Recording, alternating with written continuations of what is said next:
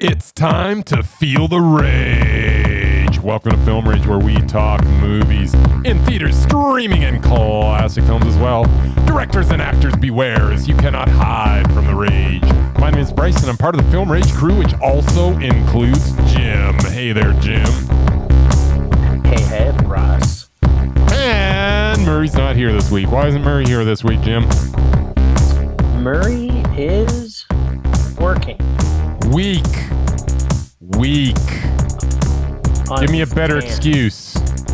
On his tan. Alright. So with the introductions out of the way, let's rage on. Well, thanks to all who've been supporting us. If you love our independent podcast, please like, subscribe, share, and give us a 5-star rating on your listening platform, or support us and join the Film Rage community by joining our membership at buymeacoffee.com/Film Rage YYC. If you cannot commit to a membership, you can still buy us a movie rental and dare us to see a terrible film, and we'll watch it if it played anywhere in the world, in a cinema, and it's not a children's movie. We'll see it. Now, let's get to raging. But first, here's a word from our sponsor.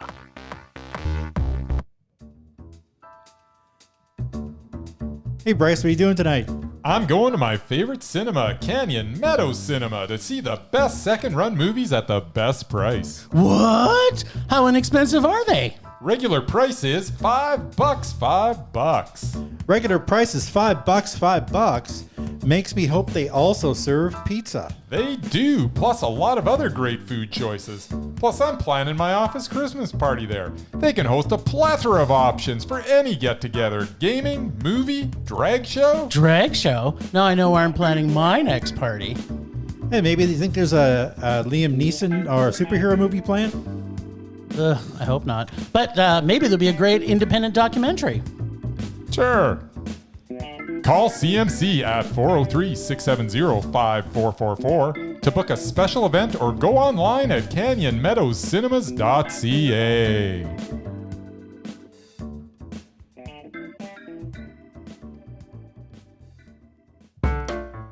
So usually Murman's not here, but you've still got the goods on what he predicts. Is that the case this week? I do not. What? So not only does he not show, he puts no effort in. None. He is definitely not the Amazing Merman this week. No, he is an albatross around my neck right now. What is going on? I mean, there's pulling your weight, and then there's not. And Merman is not. I think it's called pulling your pud. Yeah. So maybe that's what I mean. Actually, that's probably. I'm still happy. I still get to listen to the Merman Predicts music, so. Yeah. I wish you could have done the music singing justice like you know that I do, but you can't hit those notes. I think I probably could, but that's another story. All right, I guess we're just gonna get right into it. I can't believe there's no Merman like that. That's like half our podcast now. Between Merman Predicts and the Merman Minute, that's about 45 minutes out of the hour that we talk. So this is going to be the fastest podcast ever. I mean, we're going to be stretching for time. That's right. The listeners are going to be going, I want my money back. I tell you. All right. Still a good song. Yeah. It's like literally the best song. And you got to see a movie I couldn't see because I'm not with you this week. I am calling in from another planet. Really? I thought you just didn't want to come over. You mean you're not in Calgary? Well, surprise. Well, I would say I'm from, but I'm definitely not from Uranus. That's where I'm not from. I don't understand the joke. Yeah, I guess it's because it's actually pronounced Uranus, isn't it? I don't know. But isn't there another one called your rectum? Hey, Jim, grow up. Yeah. I'll pass. All right. So I got to see Land of Bad. You did not. Yes. And I'll let you know if that was good or bad. Well, all right. We'll see. Maybe it was Land of Good. Really good. Maybe it wasn't. Oh. I mean, come on. I'm not a big war movie guy. Never have been. And it's a war movie. It stars Russell Crowe as a drone pilot. He sits in a chair, sucks back energy drinks, and waxes poetic with a soldier on the ground played by one of them Hemsworth boys. I believe it was Liam. Although there's also another Hemsworth boy in the film. I don't even know what his name is. Yeah, there's like a bunch of them. It's not the other guy that's like Thor. It's some other one that's not quite non-Thor. Yeah, he's not quite as handsome as the other two. That's all I know. So they have a blonde and they have a brunette. So Yeah. is the I other don't one know. a He had redhead? a helmet on most of the time, and he's kind of made up, kind of so he's greasy helmet like, head. because he's a soldier. Anyways, Was his name Helmut Helmsworth? yes, his name was Helmut Hemsworth. You got me saying Helmsworth. What are you doing? At any rate, in between energy drinks, Russell gets angry at people, and Hemsworth gets shot at, and stuff gets blowed up. The villains in this are from Southeast Asia. Whatever that means. It's like, what? They're from Southeast Asia. You know where they are? They're in Southeast Asia doing stuff. They're trying to get some hostage back or something, and then unbelievably, things go wrong. Things don't go according to plan. There's all this sounds like it's surprising. There's all this technology versus man on the ground, weird dynamic, trying to like decide which one's better. And it's like, well, neither really. You're still killing people, so whatever. And you're still in an unnamed country because you're Yeah, too afraid they're to in say it. Southeast Asia. Come on. So the villains are really cartoon-like, which is kind of not really believable. But we get to see Russell Crowe dance at the end. So, it was meh. And I'm serious. The movie was meh. It's really not as bad as I'm making it seem, but it's still not good. Russell Crowe has his moments in it. Terrible. What's that?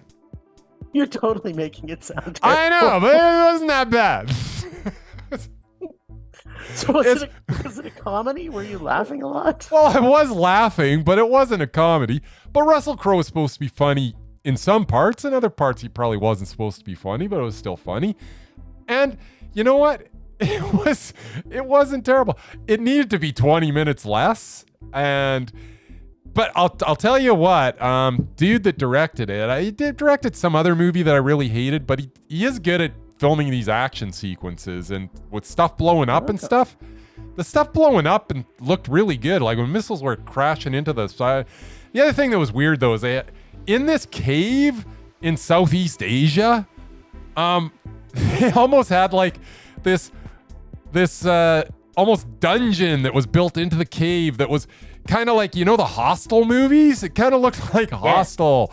It was where they got that guy, the guys with the aprons and there's all sorts. Yeah, it was weird. Torture gear. Yeah, and I don't know. I don't know that it would have been like that, but it was still meh because it wasn't that bad. Well, and what saved The Pope's Exorcist was a significant amount of time where Russell Crowe was riding a scooter. So if you got Russell Crowe doing something, Russell Crowe just sitting in a chair knocking back energy drinks is entertaining. I'm sorry. Well, and on top of that, dancing, oh yeah, kind of just the I'm dancing. Just gonna watch yeah, him you dance. just forward to the end and watch him dance. It's good stuff. He's gonna be the best man at this lady's at her what would you be a best man at? Oh yeah, her wedding. So a wedding. Yes, right? yeah. In Southeast Asia. Yeah, Was she wants him to be part of the wedding part. No, she wanted him to walk him down the aisle. Now, spoiler alert, she wants him to walk him down the aisle. That's what it was. So she's was the movie in Southeast North America or the movie? Well, they're in North America. They're in Las Vegas because they're nowhere near the action. He's a drone pilot. So he's talking to this guy in Southeast Asia. with drones blowing up stuff and then also calling in airstrikes from other airplanes and so. Oh, it was crazy. All sorts of stuff was going on. But at the end of the they day, didn't even have to go to Southeast Asia. no, well, Russell Crowe didn't. Russell Crowe just had to sit in a chair and drink energy drinks. Okay. Yeah. Oh, at one point we get to and we get to watch him grocery shop, which was also pretty good. And he also gets to tell the joke that I'm kind of tired of hearing, but it's also kind of true. Do you want to know the joke? Yeah, of course I want to know that. That's all I want to know right now. How can you tell someone's a vegan? Okay. Because they'll tell you so. That's literally the best. It's not even a joke. It's just the truth. It's the truth. Like, well, how else are people going to know that you have some dietary restrictions if you don't tell them? Come on. Exactly. Like, I was out for dinner tonight, and a guy had a shellfish allergy. There you go. Of course he's going to tell us that. Yes. Because I was going to order lobster. But and I have an allergy to eating things with faces. So there you go. yeah, exactly. Severe allergy, too, by the way. Yes. It's the gross. Anyways, and it's, not ethical and all that other stuff and not really that not that healthy. Let's not take this joke too far. It's no joke. Everybody should be vegan. Anyways, that's neither here nor there. Oh, let's move on. This is where the joke makes sense. Yeah. All right. Well, the first movie that I saw was called Bob Marley, One Love. Just one love. Just one. There's not two loves, just one. All right. Although with Bob Marley, I think there was a significant amount more than just one love. Yeah. From the rumor mill. Well, that's the thing. Who would know really to just touch upon that in this movie? It's like, what? Yeah. Well, I mean, they definitely tell you, but at the same time, it's like, what? Yeah. Let me tell you a little bit about that. All right. I think we're going to have basically the same review, by the way, but go ahead. Possibly, but maybe not. All right. Go for it. So first, let's clear the air on a couple of things. This is a U.S.-made biopic. Yep. That has a British actor. Yep. And as great as he may be, doing a Jamaican accent. Mm-hmm. Now, these things are usually enough to make me rage through an entire movie. Yeah. And for all of you who don't know this about me, my mother was born in Jamaica, as was my grandmother and her grandmother before that. And they all had huge Jamaican accents. Mm-hmm. And Kingsley Ben Adir, although in the trailer had the worst accent I've ever heard in a trailer, apparently those scenes from the trailer were cut from the film. Because he nailed it. His accent was awesome. It did not annoy me at all. He's a good actor. He's a good actor, but obviously he's a good accenter. Because that's a whole other skill that I think people have to have. Mm-hmm, mm-hmm, mm-hmm. Yeah, and as we would normally see from biopics, these things did not make me rage. Lastly, of note, reggae music is not my favorite genre of music, but one thing I think we can all pretty much agree on is that Exodus is probably the best album of this genre. At least, I think that's the word on the street. And after going to see this movie, I had to download it and listen to it on the way home. And my wife's like, "Why are we listening to this? We just listened to it." I'm like, "Yeah, now I want to listen to it again." Yes. It's a good album. The music. Yeah, it's a solid album.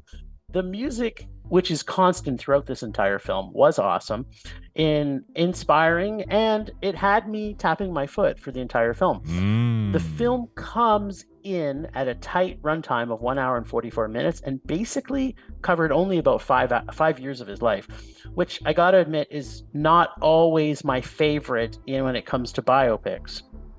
This is a love letter to Bob Marley, and if you love his music, you will at least maybe like this film. The film itself is not meaty. There we go for vegans again.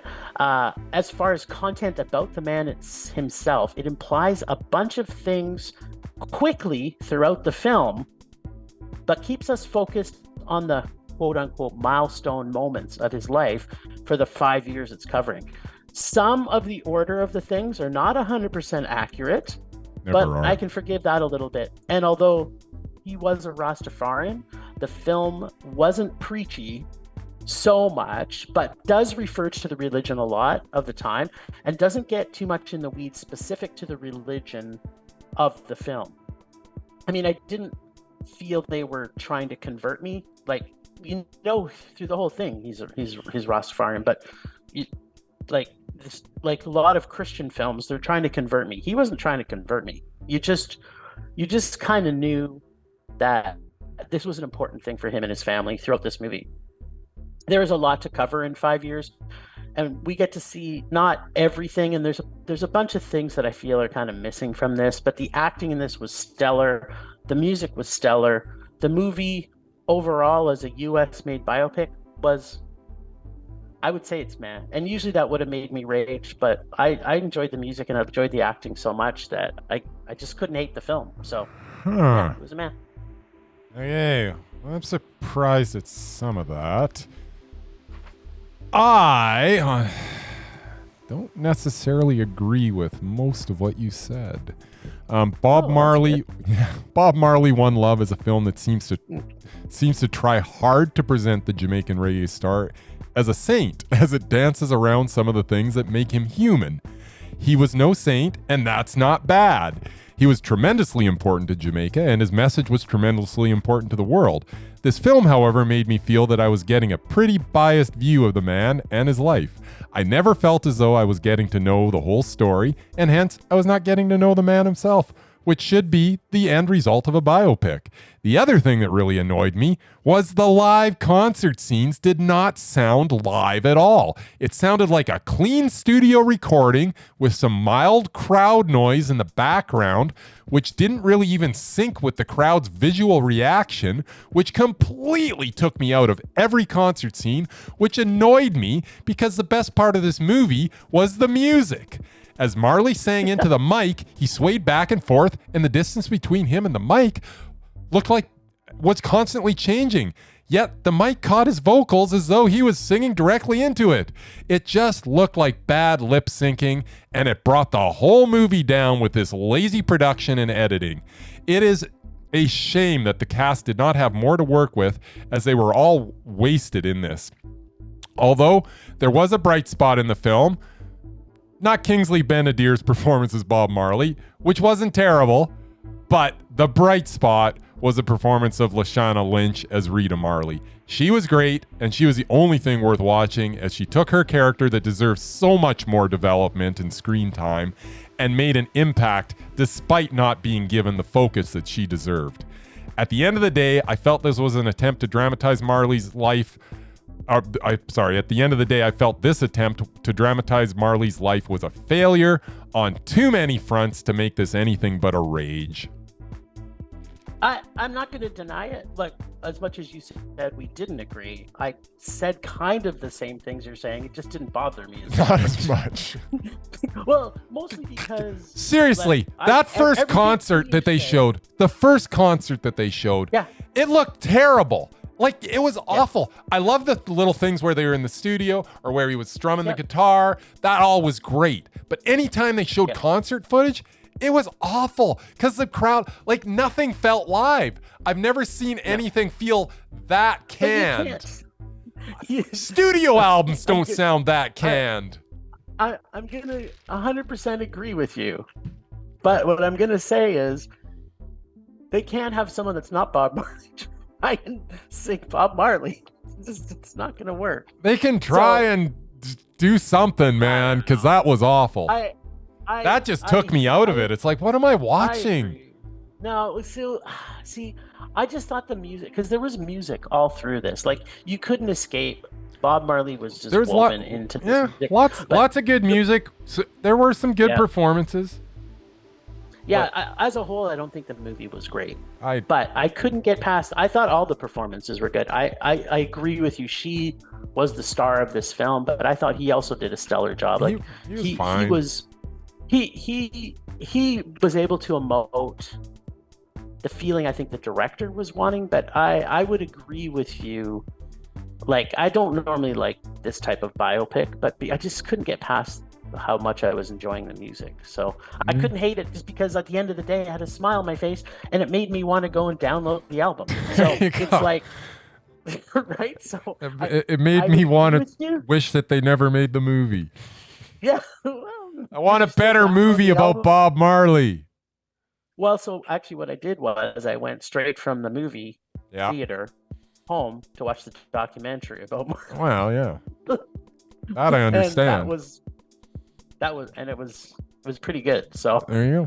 It kind of just rubbed off. But you know, you're 100% right. Like I was saying, this is a love letter to Bob Marley. It absolutely is, and I get that. It's not really about him, but it is kind of telling things that happened in his life, and it's just people going, because he, like, to your point, he's so important. It's to Jamaica's heritage and their culture and their beliefs in a lot of things, and the things that were happening during his reign of awesomeness was, pinnacle in Jamaica's future at the time, right? Like, all true. Just I wish it was a better movie. Here's the thing. Yeah.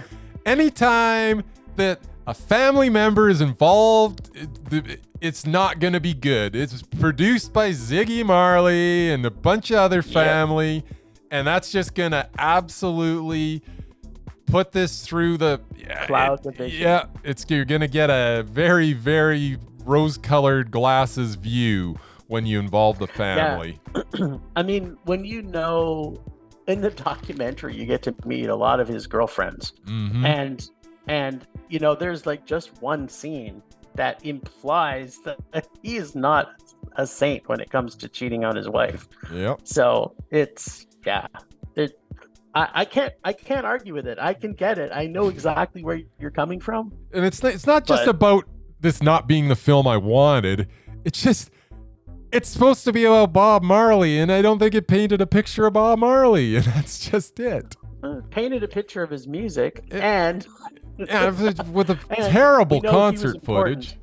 Yeah. As I say, all that is undeniable. This movie just needed to be better. Anyways, whatever. I was a rage. I agree with you. I can't deny what you're saying. All right, next up. Woo, the one we've all been waiting for. Oh, have we ever? Oh, man. Madam Web. Oh, my goodness.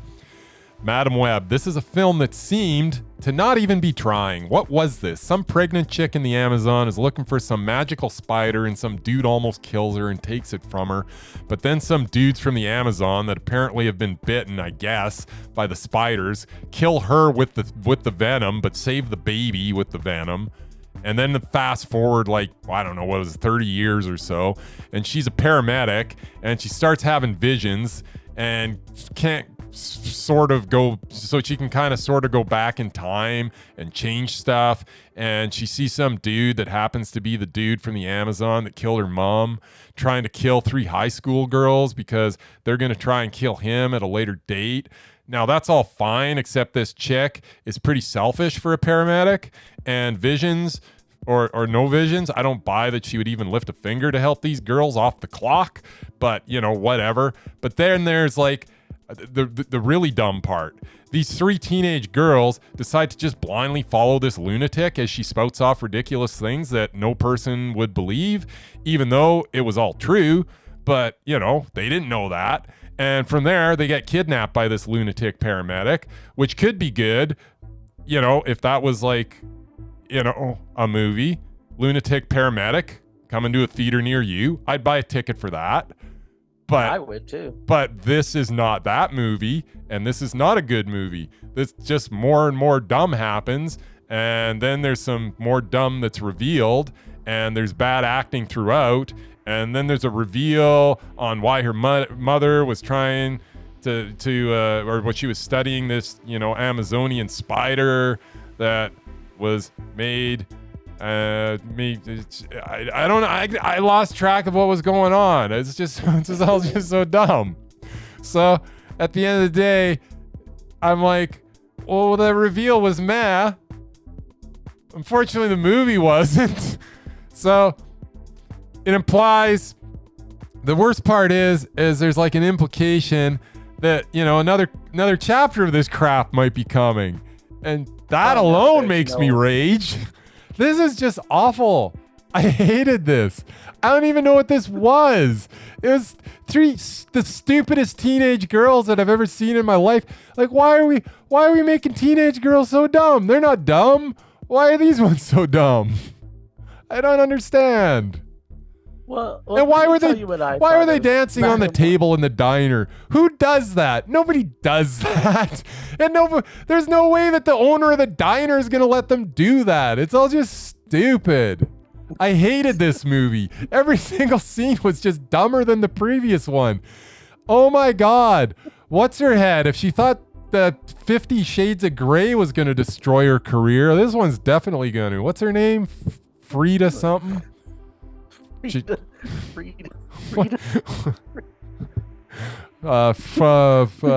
Jasmine. The director? Or no, the star, Madam Web, Frida. Dakota. Dakota Johnson?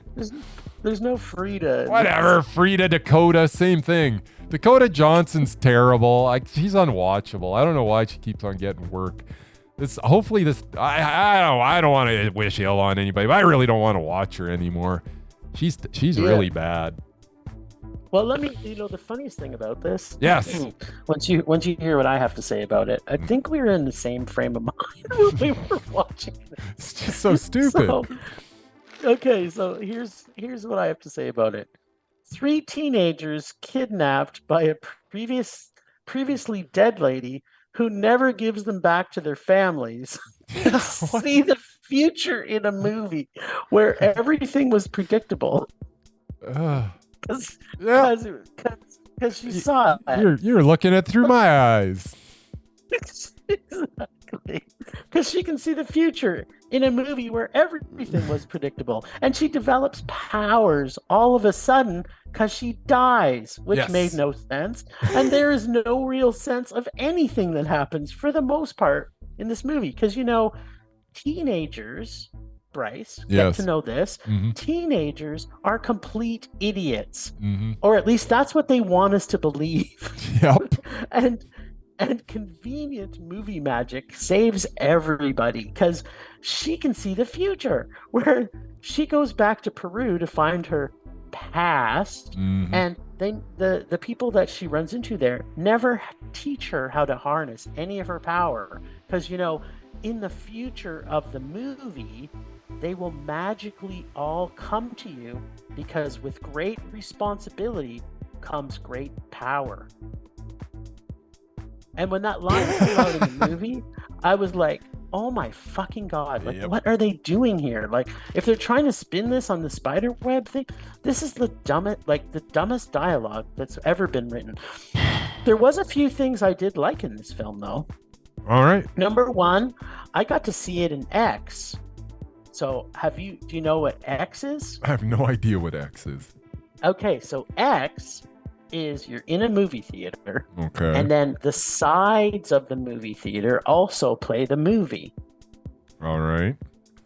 So it's on the sides. So as you're watching it, you can see the front and then all the sides. So if it's an action scene, you can see all these things going by you. But they never, it's actually completely defined that there's a front of the cinema, and instead of them painting the edges of the wall at the front white so that it actually fills in around, there's a giant black line that sits in the middle of it, so it just separates it. It's like you're watching 3 movies, the movie playing on 3 different screens at the same time, completely separated. Nice. So yeah, that was an experience.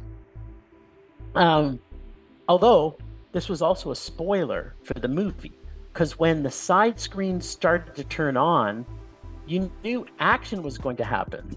So as much as I thought it was kind of cool, it was really badly done. This whole technology of X is literally the stupidest thing that I've ever seen.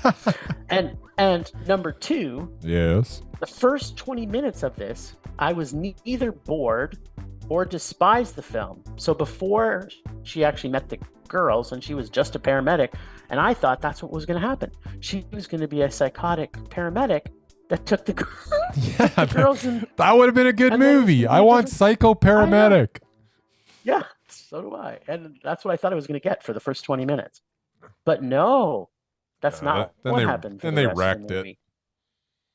Yeah, exactly. So then you add teenagers and force-like powers. Again, anytime you have a superhero movie where there's force-like powers, I'm just like, okay, I'm done. And the concept of superhero movies is, I'm just like, this has all been done before. And what I was hoping was that I was not seeing another superhero movie. Just please stop making these fucking things. They're so terrible. Like, there was so much. I mean, you said it. Like, they really painted these teenage girls to be complete idiots. If they bought into the fact that, you know, they were at risk of dying, and she tells them, don't do anything stupid, and then what do? The first thing they do is go do something stupid. Like, yeah, give teenagers more credit that all three of them, you know, they tried to make it. I don't even know why they were with her in the first place. It's like, it's just someone comes up and tells you just total crazy crap, and you're like, all right, let's follow her. She seems reasonable. No, she's a freaking psycho. Yeah. Whatever. Yeah. No, I know. This movie was extremely painful. Like, extremely painful. It was.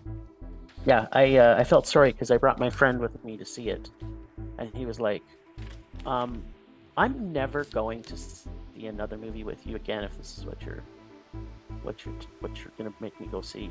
So yeah, I would say this is, I want to say, the worst superhero movie of this year.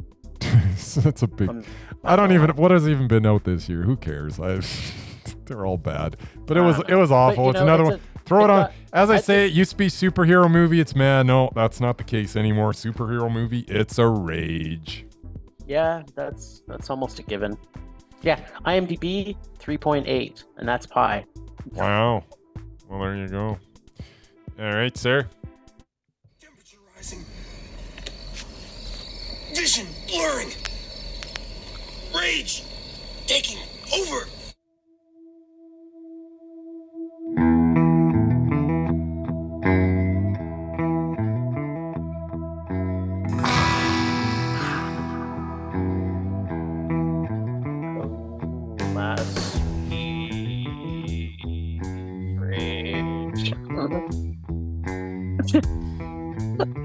You know, my rage this week is X. That is the dumbest technology that anybody thought might be interesting. The fact that you have something that only like, it wasn't, if they had X through the entire movie, then it might make sense. But as you're watching it, and all of a sudden, oh, there's like no surprise now when action is going to happen in a movie because the sides light up.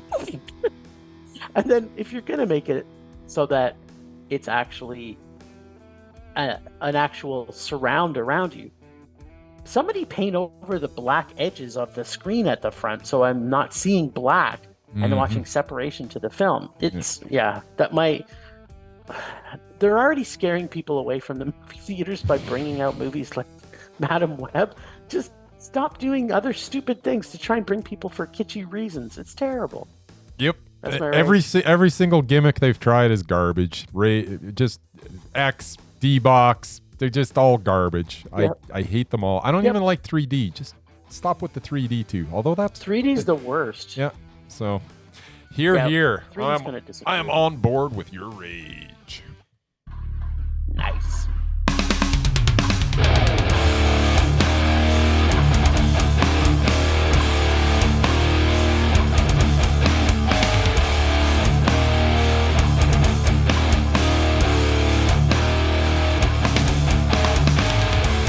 So, my rage has nothing to do with the movies. I hate driving. And can people just use their signal lights? I don't understand how you can pull up to a stoplight, stop. So I pull up behind you.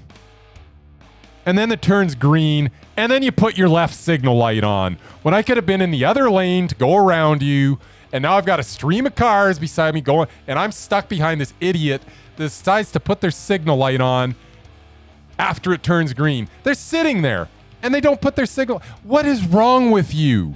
What is wrong with you? Plus, people are changing lanes without signaling, or it's called an indicator. You're supposed to indicate that you're changing lanes. So you don't start changing lanes and then signal.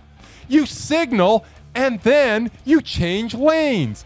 People, just learn how to use your indicator lights. It's an indicator. It's a signal. You're telling the person what you're going to do. You're not doing it and then do it. Yeah, it makes it. Yeah. That's my rage. That's a good one. Every now and then you gotta just, use your rage for stuff that's just really ticking you off this week. And I hate driving to begin with, but man, people are terrible. That was like drivers. a back-to-back. There Because you go. last week you also complained about something driving related. Was it? Okay. Apparently I've really ticked off by driving lately. Yeah. Apparently. It's all good. Rage subsiding. Pulse slowing. Anger fading.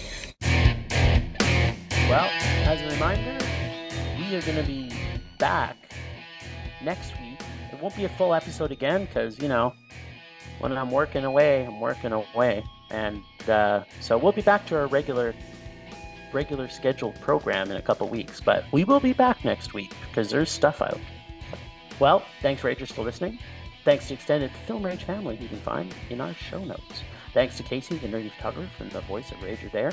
Find us on social media everywhere at Film Rage YYC. Check out everything Film Rage at filmrageyyc.com, including our merch site for Redbubble and TeePublic. We're always wanting to make this Raging Glass for all listeners, so please comment, like, and subscribe, or send us emails to filmragecalgary@gmail.com. Dare us to see terrible movies to fuel our rage, but no matter what you do, please make us rage. That's it for this week. Rage on. Rage on!